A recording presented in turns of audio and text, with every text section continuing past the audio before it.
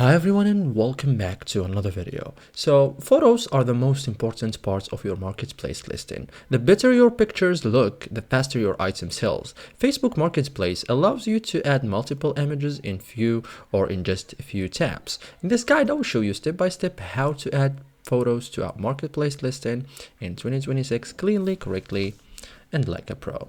So first thing first, open the Facebook app, tap the marketplace icon here, okay? Now tap create new listing. So tap sell and tap create new listing. Okay. So you can add pictures before or after publishing, but now, for example, let's see vehicles. Okay. So you will sell a vehicle, a car or something.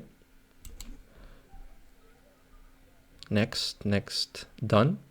So here you have these sections that you have to fill. Okay.